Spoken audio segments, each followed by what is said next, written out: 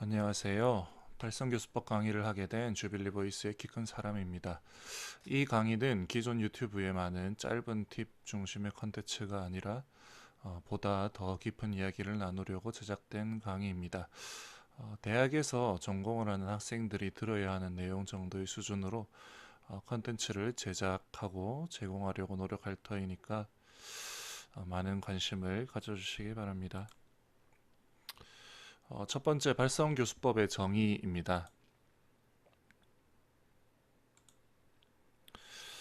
교수법이라는 용어를 제가 썼는데요.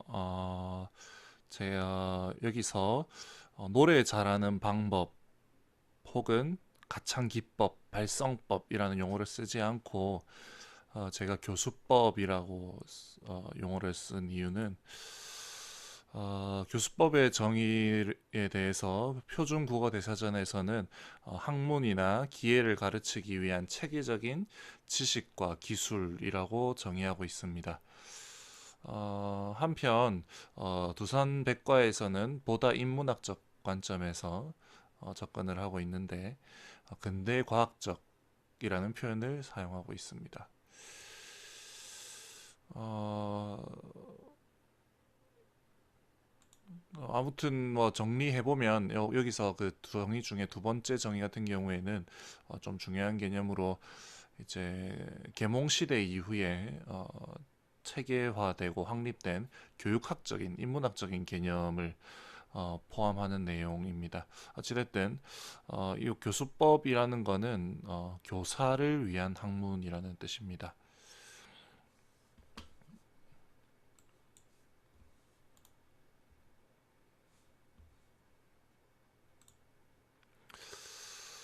그래서 결국 노래를 잘하는 방법이랑 노래를 잘하는 방법을 가르치는 방법 사이에는 엄연한 차이가 존재하는 거겠죠. 이 차이를 인지하지 못한다면 결국에는 많은 학생들이 희생될 수밖에 없습니다. 앞에서 언급한 근대 과학적 방법이란 어, 이 발성 교수법, 교수법이라는 것 자체가 개인적 차원에만 머무를 수 없다는 걸 의미해요. 그러니까 혼자 뭐 좋은 걸 발견했다더라, 혹은 몇 명에게 적용해 보니까 효과가 좋다더라. 이 정도 가지고는 모든 학생을 제대로 가르칠 수가 없고 그렇기 때문에 어, 뭔가 교수법, 교수학, 페다고지라는 용어를 쓰기 위해서는 객관적이고 검증 가능한 논지적 근거, 논리적 근거, 논거가 필요하다는 뜻입니다. 네. 그래서 주변에서 살펴볼 수 있는 발성교수법, 우리가 주위에서 누가 누구를 가르친다 이렇게 했을 때 보이는 경우는 대체로 다음의 유형에 나눌 수 있을 것 같아요. 제가 임의로 나눈 거예요. 첫 번째는 자기 경험 중심입니다.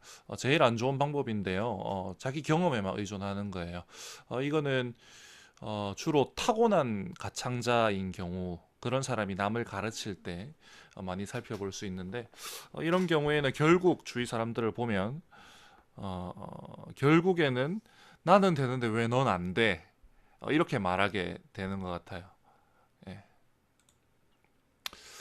그리고 두 번째는 이제 공부를 하긴 했는데 한 두 가지 이론에만 이렇게 묶여 있는 경우예요. 그러니까 예를 들면 아니 원래 책 한 권만 읽은 사람이 가장 무섭다고 하는 말을 많이 들어봤을 거예요.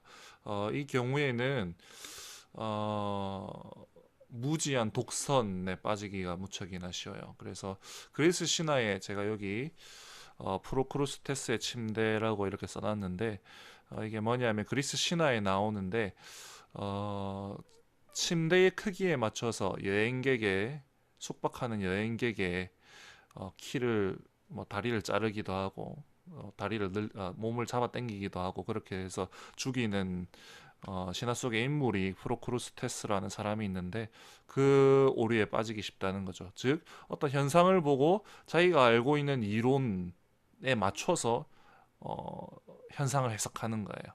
그러면 자꾸 오류에 빠지기 쉽겠죠. 현상을 있는 그대로 받아들이기보다. 마지막 세 번째가 가장 올바른 경우라고 할 수 있는데 이거는 이제 특정 학파에 국한되지 않고 폭넓은 논증 방식을 거치는 경우입니다. 그래서 당연히 역사적이고 과학적인 측면 모두에 대한 고찰이 있어야 될 거고요. 고민과 관찰이 있어야 될 거고, 그리고 요구 조건도 둘 다 만족시켜야겠죠. 그래서 어, 아까 여기서 계속 중요한 게 뭐냐면, 교사라면, 특별히 학생들을 가르치는 교사라면, 남의 목소리를 책임지는 교사라면, 요 위에 타입 2 같은 경우에는 어, 독선에 빠지기 쉬워요. 타입 1도 마찬가지고요. 자기가 노래 잘하는데 굳이 아쉬울 것 같겠죠. 그래서 그게 아니라 많은 사람을 공부하면 공부할수록 어떤 결론을 내리기보다 이러한 주장도 있더라. 이러한 그에 반해서 이러한 반대 주장도 있더라. 하지만 내 생각은 이게 조금 더 타당한 것 같다. 이 정도에서 결론이 머무르게 됩니다. 왜냐하면 아직까지 결론이 난 게 별로 없기 때문에 그렇죠. 네. 그래서 다른 이론과 교사에 대한 열린 자세와 존중이 굉장히 중요하겠습니다. 어, 타임라인 연대표를 제가 소개해 줄 건데요. 왜 역사를 알아야 하느냐 하면 로켓을 만들고, 제가 이렇게 써놨죠. 로켓을 만들 공학자가 각종 기초 수학 공식을 연구할 필요는 없다라는 거예요. 그러니까 각종 기초 수학 공식이라고 하면 뭐 피타고라스의 정리 혹은 근의 공식 뭐 등등등 여러 가지 공식들이 있겠죠. 로켓을 만드는 사람이 그거를 이미 다 밝혀져서 증명된 그 공식들을 그대로 사용을 하면 되지, 굳이 그것을 연구하고 새로 만들어낼 필요가 없다는 거예요.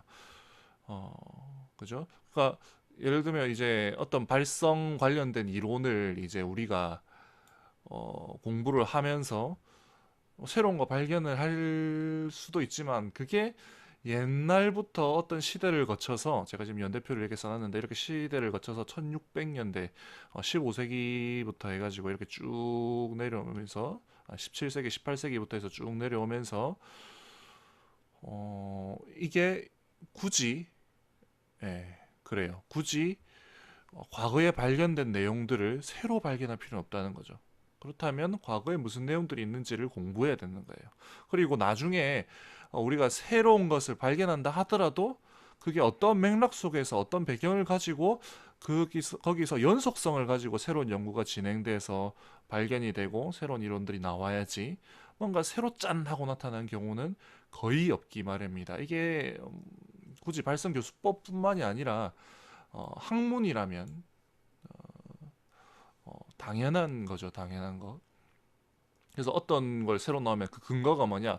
내가 해보니까 되더라. 이게 아니라 디에 누가 저명한, 최소한 뭐 유명한 이 사람이 말한 내용이고 거기에서 조금 더 발전시킨 내용이다. 이렇게 결론이 나야 되는 거죠.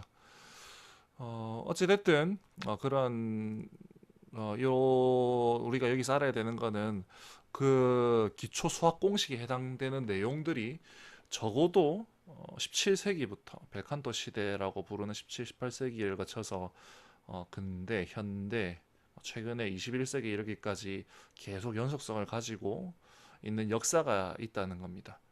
어, 그래서 이 역사에 대해서 공부를 해야 된다는 걸 지금 말하고 싶은 거고요. 이 역사에 대한 거는 중요한 사람 같은 경우 제가 표시를 좀 해놨는데, 벨카톤 시대의 두 명의 교사, 그리고 19세기에 가창의 양식이 바뀌어요. 남자 같은 경우에 굉장히 힘찬 고음을 내게 되는데요. 이때부터 오페라도 베리즈마 오페라로 보다 신화나 이런 내용을 다루는 게 아니라 보다 현실적인 내용을 다루면서 그렇게 구성이 바뀌는데, 그 오페라의 변화에 맞춰서 목소리의 가창 기법도 바뀌게 되고, 그러면서 그리고 이때 굉장히 많은 근대 과학들이 발달을 하게 되죠. 그 근대 과학들이 발성법이라 이렇게 융합이 되면서 많은 일들이 일어나게 되는데, 이때 가창 교수법이 폭발적으로 많은 이론들이 등장하는 계기가 됩니다. 하지만 그 중에서도 가장 중요한 마뉴엘 가르시아 2세, 그리고 람페르티 부자, 그러니까 아버지와 아들이라 부리는 프란체스코 람페르티, 지오반니 람페르티를 표시해 놨고요. 그다음에 20세기 들어서는 이런 사람들이 있고, 여기서 제일 유명한 사람은 아마도 리차드 밀러예요. 발성 교수법의 대부라고 부를 수 있는 이 사람이지 싶고요. 그 외에도 국내의 벨칸토 발성법으로 소개가 된 코넬리우스 리드도 있고, 여기 조엘 스틸하고 세스릭스 같은 경우에는 조엘 스틸은 이 실용 이 두 분은 이제 실용 음악에 있어서 중요한 분들인데, 조엘 스틸 같은 경우는 뮤지컬 쪽에서 특별히 벨팅과 관련된, 벨팅이라는 건 이제 여자 가수들이 그냥 이런 팔세토가 아니라 이런 뭐 진성 이런 흉성 중심의 목소리로 노래 부르는 가창 스타일을 벨팅이라는데, 거기에 대한 많은 연구와 그 이전에는 그냥 터부시만 되었거든요. 이단시 뭐 이렇게 되었는데, 거기에 대한 과학적 근거들 그리고 교육 방법들에 대해 그런 방식을 확립한 사람들이고요. 확립한 사람이고요. 조에 스틸은 여자예요. 그리고 세스릭스 같은 경우는 국내에 워낙 많이 소개가 됐지만, 굳이 여기서 설명하는 거는 이제 실용음악계에서 이 사람은 원래 이제 티토 스키파, 자기가 성악 전공이고요. 이 사람 성악을 배웠고 티토 스키파라는 유명한 이탈리아 테너한테 사사를 받기도 했고, 실제로 티토 스키파 훈련 방식이랑 굉장히 많이 비슷해요. 발음이라든지 그런 게. 그래서 이 사람도 엄연히 벨칸토의 양식의 후계자입니다. 후계자. 그냥 실용음악으로 막 마이클 잭슨, 뭐 루도 밴드로스 뭐 이런 사람들을 가르쳐서 유명해지긴 했지만, 그 방식은 이탈리아 가창의 그 뿌리를 두고 있어요. 그래서 어, 성악하는 사람들이 너무 뭐 이상한 거다 이렇게 판단할 필요도 없고, 그리고 실제로 이 사람들 제자들 중에 메트로폴리탄 오페라 하우스에서 활동하는 가수들도 많이 있고요. 어쨌든 그렇습니다. 그리고 요한 준트버그나 잉고티치 같은 경우는 이제 음성 학자예요. 과학자 쪽에 더 가까운데, 교사라기보다 이 두 명은 음성 과학에 대해서 굉장히 독보적인 두 명 중에 한 명입니다. 준트버그는 스웨덴인이고요.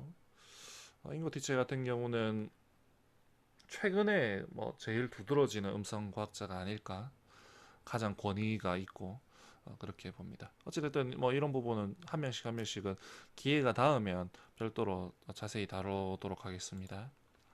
그래서 발성교수법의 학문적 구성을 살펴보면, 어, 발성교수법이라는 학문은 기본적으로 음악 있을 수 있겠죠. 왜냐하면 노래 부르니까 음악을 알아야겠죠. 그죠? 그다음에 역사, 아까 앞에서 말했던 그런 역사, 그다음에 해부 구조학, 우리 발성기관이 어떻게 생겼는지 기본적으로 알아야겠죠. 그죠? 그다음에 근육 생리학, 그리고 그 해부 구조를 알았으면 그게 어떻게 움직이고 동작하는지. 그다음에 노래는 음향이죠. 음향. 목소리는 음향이죠. 그래서 음성 음향학. 그다음에 심리학, 남을 가르치려면 어떻게 해야 되는지, 운동 심리학. 여기에는 뭐 알렉산더 테크닉 같이 그런 부분들, 뭐 명상, 요가, 뭐 이런 부분까지 포함할 수 있겠죠. 뭐 그게 아니더라도 뭐 뇌과학 이런 것까지 다 포함을 할 수 있는 겁니다. 스포츠 과학 뭐 그렇게까지. 왜냐하면 어떤 심리적인 부분, 그리고 어떤 뭐 신체를 조절하는 데 있어서 그걸 어떻게 접근을 하고 어떻게 조절할 수 있을 것인가에 대한 고찰이 있어야 되기 때문입니다.